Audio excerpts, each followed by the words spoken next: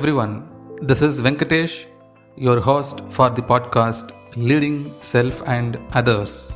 Today we have a very interesting and inspiring guest for our show.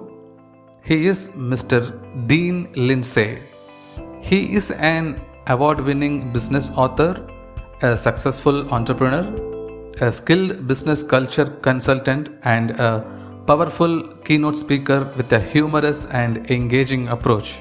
His new book, Progress Leadership: Say No to Change Management, just won the 2021 Business Class New Editor's Choice Award for Book of the Year. He has been hailed as an outstanding thought leader on building priceless business relationships by Sales and Marketing Executives International as well. So let us welcome Mr. Dean Lindsay. Hello, everyone, and welcome to Leading Self and Others podcast, a podcast exclusively based on how you can effectively lead your life and the people around you, anywhere, any place. Every week, you'll be provided with some nourishing dose of thought-provoking and influential messages.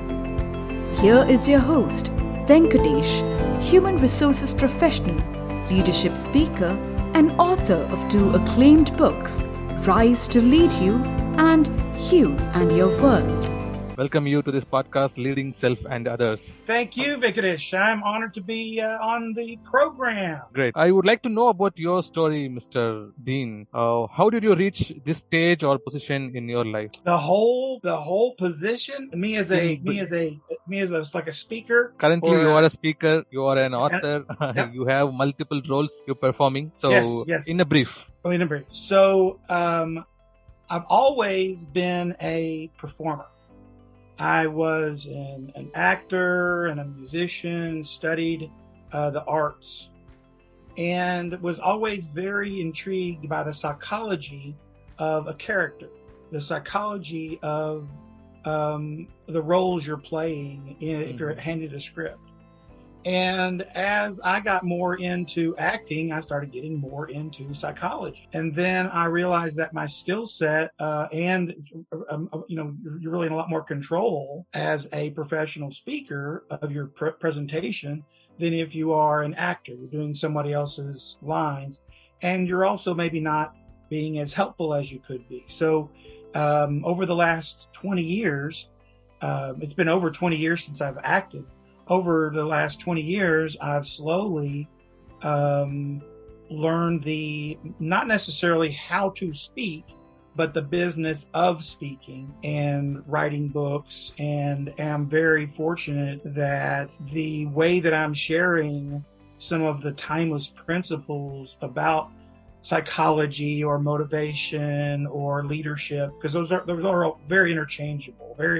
I'm just very fortunate that people tend to dig both the insight that I'm sharing or how I'm sharing it as far as the content, but also the way I'm doing it with some pep and enthusiasm and entertaining funniness. Yeah, great. Plus, I needed to pay the bills. I have a wife and 2 daughters. So if I got to find so this was a way to pay and still do my thing. But I think it's important to also connect that there are motivating factors. I mean, if I didn't have responsibilities, professional responsibilities, I might be slugging it out, in New York City trying to get on, some off-Broadway show or something, or, trying to learn how to play guitar and starting a band. But that's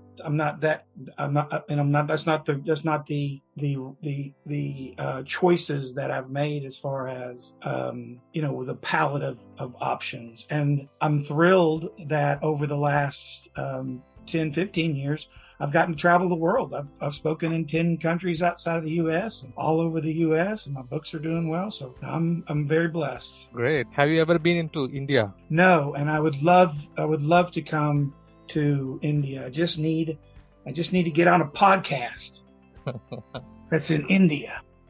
We I could welcome you. just do that. Yeah, this is when my little website should pop up. So yes, please invite me to come speak in India. I would be thrilled. That's great.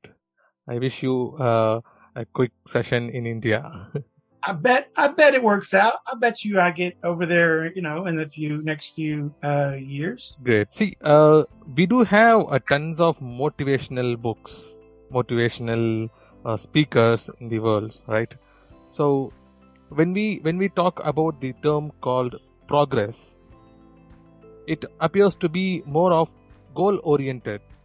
Is there anything that we need to know about making progress in life? Goal oriented. You are correct if you widen the definition of a goal. Sometimes people want to act like the goal is a certain amount of money in the bank. The goal is, a 4-bedroom house. The goal is, some thing. But they're really, and what I share in the book and in my material is that really the real goal, whether we say it consciously or subconsciously, the real goal is to feel a certain mixture of feelings that I dive into in the new book. The 6 P's of progress. It's what that money in the bank will help you feel. It's what that, for that big old house, whatever, will make you feel. Because if you didn't connect the feeling with it, it wouldn't be your goal. So yes, whether we say we're into goal, goal setting or not, even your mortgage is a goal. Being a certain weight is a goal. Letting your hair grow out is a goal. Growing that mustache was a goal, right? But you didn't maybe write it down. You didn't maybe word, but it was something you said, I'm going to grow a mustache. Or you grew a beard and then you said, I can whittle that. Have you ever done that? Did you do the goatee? Did you whittle it down? No. I do. Oh man, I've grown it out a few times and I've shaved this down to here for a couple of days. I've shaved this and a big thing here. Anyway, but our goals, right? Yeah, one of the goals I had before I got on the show was to put on my show costume. But I don't wear the vest all the time, so we don't necessarily call it, goals, but they are, and the steps we take towards a goal really just means that we're making certain little bitty steps consistently in that direction towards that, and we connect. If we can, from a psychology POV, and if we can connect the feeling that we think we're going to have once we get the goal to the step towards the goal and taking that step, then we have daily progress and the daily feelings that go along with that. So yes, there are many motivational speakers and many motivational books, and I honor and respect them, and I'm a fan of them, and I devoured them. But what they're really all saying is something similar to what I'm offering. I'm just trying to, offer it in a fresh, easy to digest, spin. So tell me your story of having a goal and moving forward when the situation appeared to be so negative. You may not have the control over the external factors, but you got to keep yourself positive. Well, have you heard about this incident? Have you heard about this COVID thing? We've been doing COVID. Have y'all been COVIDing over there in India? Is that COVID, that pandemic? Have y'all been pandemicking? Yeah.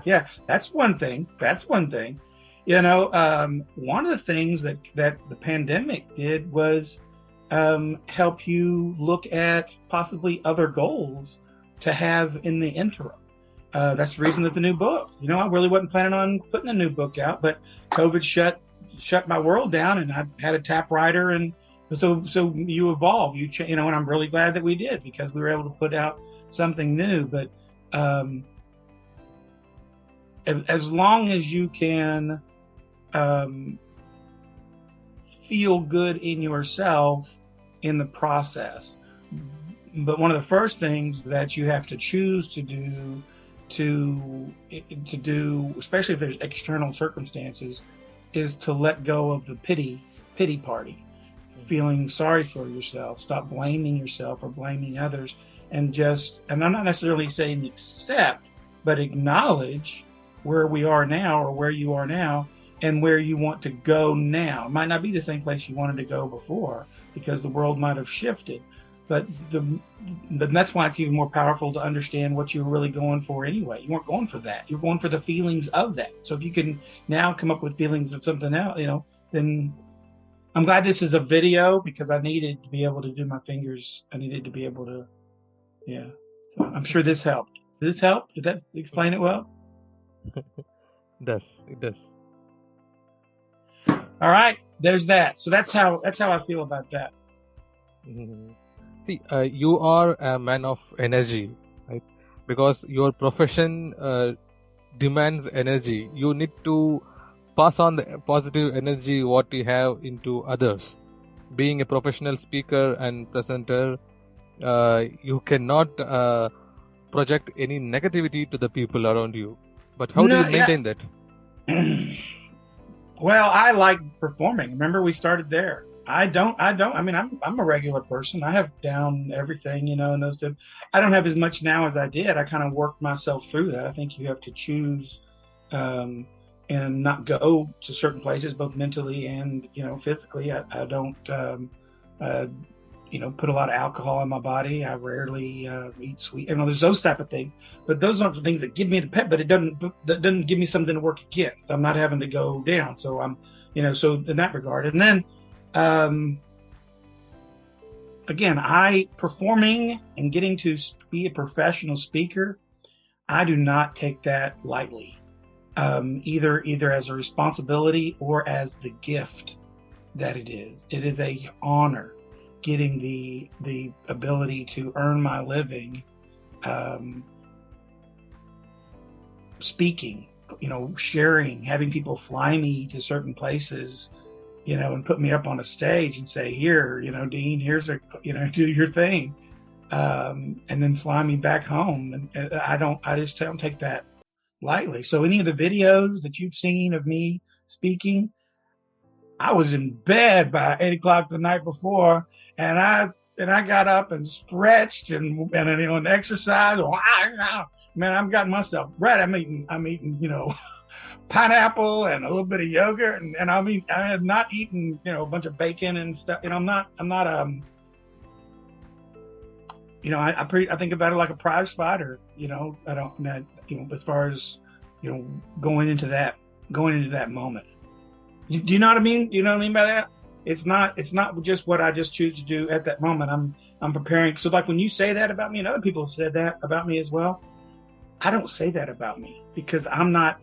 It's kind of how I want to be. I do. Also, I nap. I also take a lot of naps. You nap? You nap? I nap. I nap. So.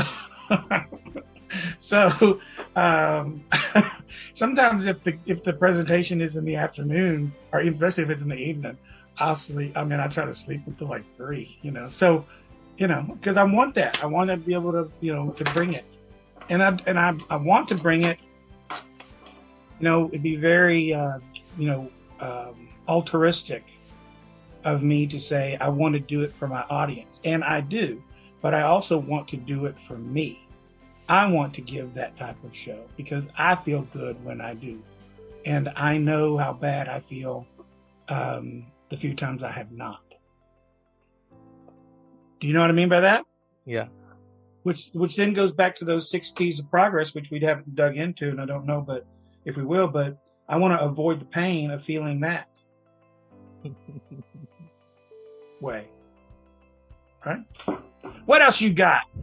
So, you tell me your story of moving forward. You must have had an situation, okay? You can tell about any example that people can correlate with. Any tough situation that pulling you down, but you got up. Yes, there was a time in my life when and I alluded to it a little bit, where I wasn't hitting on all cylinders, where I was letting my health go. I was, making poor choices. I was all pity-potty. I was, and it looked pretty grim as far as where the trajectory was definitely going, downhill. And I had to choose. Well, we choose every day, but I had to choose to try to do something. And that's when I started doing the stretching. That's when I started cutting out the red meat. That's when I backed way off on the alcohol and the sugar. That's when I tried to get a lot more sleep. That's when I got into deep breathing out of, the Art of Living, the organization, the Art of Living. Are you familiar? Yeah.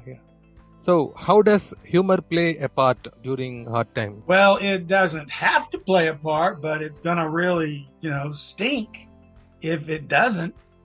I'm not doing more humor than I used to do pre-COVID. I've always been, offering a lot of humor in my presentation, but there's a lot of humor just in my day. I mean, I try. I'm a humorous gentleman. So, and from a educational standpoint, it's easier for it to connect when there's humor. People want to watch more. People have a little bit more endearing to me. They like me more. So if they like me, they might trust me more. And if they trust me more, then they might, choose to internalize some of the things I'm saying more, so that they can, make, wiser choices for themselves. And that's really all we're talking about is I'm trying to help people make, wiser choices for themselves. Great.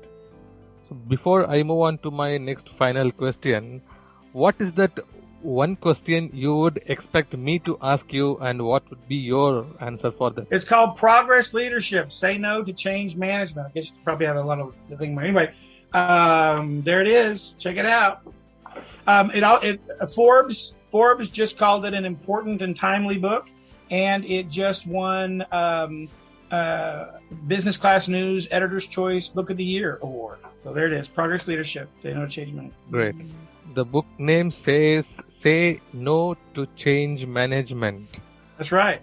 It is funny that just few days ago I just completed recording a podcast with an expert who is into change management. Now the immediate next podcast recording happens the one who is advocating not to have change management. Well, basically, and I'm sure if I was talking to this person you were interviewing, we would be saying the same stuff. But any good change management program is really a progress leadership program, because you're positioning the ideas in such a way that people can get committed to them and behind them. My basic premise and entitling the program that, or the book that, is that nobody wants to change, and they certainly don't want their change managed. But we all want to progress. Everybody wants to progress. Well, all progress is change, but not all change is progress. And any change management program is not trying to change the organization. It's trying to help the organization progress. Would you agree with that? True. Right. So it's not change management, it's progress leadership. So you can start there and then build on there the 6 P's of progress and some of the other things that I'm sharing in the book. But any good change management program is actually a progress leadership program. Whether they, obviously they wouldn't have said that it is, because I made that up, progress leadership. I literally made that up. Would you believe that? I own the trademark, the legal American trademark for the word progress leadership. Is that cool? Fantastic. Boom. How about that? Also, progress agent. You've ever heard the term change agent? Yeah. I don't want a change agent. I want a progress agent. I own the legal Wonderful. trademark to that. I mean, I'm just saying that's what it really is. I mean, people say they don't want to people say they resist change, right? You have a lot of people who says, "Oh, I don't like change." Is that correct? "Oh, I don't like change." We wake up every day to change. We just want things to get better. Well, if it's better, it's progress. And that's my premise, is that, yeah. And so you have to help people see the new initiative, whatever it is, that has to be positioned as progress and not change, for them to be committed to moving toward. I like it. Change versus the progress. Progress versus change, or change versus progress. And whether you say it or not, people are doing that in their head anyway. You can tell them something you want them to do, but in their mind, they're going to think, is that good for me or not? Is that good for me or not? That's why people say things like, oh, I just didn't buy into that, or that didn't make sense to me. Well, if it didn't make sense to you, you're saying it was change. If it did make sense to you, it's progress. If you bought it, then it was progress. If you didn't buy it, it was change. So we do it anyway. People do that. I do that. You do that. We all do that. When you invited me to be on this show, I had to view it as progress and not change. But you didn't say, hey, this is going to be good. I had to go, hey, this is going to be good. But if you're a leader, you need to tell people that, hey, it's going to be good. Here's the benefits of it. Da, da, da, da, da. Does that make sense? Yeah. So you are saying that progress instead of change management is applicable for both personal as well as professional setting. Absolutely. Everything. Well, I've never really understand why we want to separate how we think we truly are. Aren't you I'm the same person whether I'm here or in a business thing. So I'm talking about human dynamic. I'm talking about the psychology of how people make decisions, not business people, not moms and dads, not kids, not unemployed people, everybody, but just people. I'm only talking about human beings here, just people, but everybody. So that's what I'm talking about. But it's just people, only people. If you're working with dogs, cats, squirrels, I don't know, but people. That's how we do it. Has anybody used their hands so much in a podcast before? So, I would like to know one more thing. We're talking about progress and change management. I'm having a bad habit. People mostly complain that I'm having an smoking habit or liquor drinking habit. I want to change it. People normally use the word change. Okay, I want to change it to good. So, in that analogy, how do you think that progress can come into play instead of change management? Great. Instead of saying what you don't want, say what you do want. I am a healthy non-smoker, instead of I don't smoke. But what you really need to do is because there's reasons to smoke. There's reasons to drink. You need to have more reasons not to. Tons of women smoke and then get pregnant and stop smoking because their reasons become stronger. So it's possible to do. It just needs to be, you need to weigh it in your mind, right? So there's reasons to smoke. And right now there's a few reasons not to, right? So you got to give yourself more reasons and then maybe limit the ones, some of the things, a lot of times both those things you mentioned are, big stressors. And I've had bouts with, when I drank more or even smoked cigarettes. One thing we need to realize is that, both those are addictive. And I never got to that position because that is, can be much more challenging, psychologically. And then you really do have to fill your day, with other things. Maybe you're even having to, chew on something instead of, grabbing a cigarette or something. I totally honor that. Maybe you need to drink tons and tons of water and keep yourself super full or walk 10 miles or 15 miles a day. There's tons of different things, but you do, and it gets a little bit, maybe unnoticeably, better, the first few days or first week, or you're bare knuckling it and things of that nature. But unless you keep in mind the why, unless you find all the benefits for you in that process and in that, towards that goal of all things that you get to do in your life because you aren't going to do to these. So, I am by no means saying that it is easy. But it is all in how we size it up in our minds, not including the addiction, the actual physical addiction, but the psychology, the psychological addiction of anything. It doesn't have to be just alcohol or smoking. You can be addicted to McDonald's. You can be addicted to anything psychological. True. Finally, one question. Be it a relationship failure or personal or business goal failure, what are your recommendations or tips for those who are struggling to get ahead with their life? Honor your mind and take care of your mind. Be very, very conscious and aware of what you are putting in your mind, in your body and your mind. Drink water. Drink, try to drink half your body weight in ounces. I don't know what that recommends over to India, but a whole bunch of water. Drink a lot of weight in ounces per day. Drink a lot of water. Eat lean protein, eggs, chicken, turkey, because you need to give your brain the energy to help you make wise choices. You're not going to make a really great choice the day after you go out drinking or stay up all night. The next day is not going to be a real wise, bunch of wisdom that you're going to throw out there. So if you're having it tough, or you are in a tough spot, take care. I mean, the first thing I would do is just really start taking better care of yourself. And I'm not trying to say lose weight. I'm not trying to say, but I am saying give yourself a chance. So then on top of that, stretching, and then also just be really careful with what you're saying to yourself. No self-talk, but you can't just say don't have negative talk. Sometimes you need to even get some, positive motivation, in your ears, listening to stuff. But those are things that I had to do. Those are things I had to do. I mean, I was not my own friend. I was not good to myself, and so, but you can't just stop. That didn't just stop. You've got to put other things in its place and make better choices. Is that fair? I think that's a pretty honest answer on my part to see. I really honor the mind, but if you don't give your mind the right fuel and energy, your mind's not going to serve you well. So you also mentioned. What else did I mention? Was it good? Did I say something good? You also mentioned giving yourself a chance. That's right. You're trying to give yourself a chance, and it's something you can control, right? You might not be able to control any of that other crap, but you can control how much water you drink every day. You can control, if you get some lean protein, you can control getting an extra couple hours sleep. And I guarantee you, if you did that for a couple weeks, you're going to see that you're starting to see some light and some angles and some options and some things you can do, right? So no one's ever asked me that question before, but that is my most honest answer, that if you're down, don't go looking outside for some kind of solution. Do what I know you can control: drinking a lot of water, eating lean protein, and getting more sleep. That's is that wonderful. fair? I think it is. Wonderful. I thought it was pretty good. I thought that was pretty good. Yeah, it's spontaneous. Yeah, but I think that's correct. I don't think that there's. I think because you've got the answers. You've got it.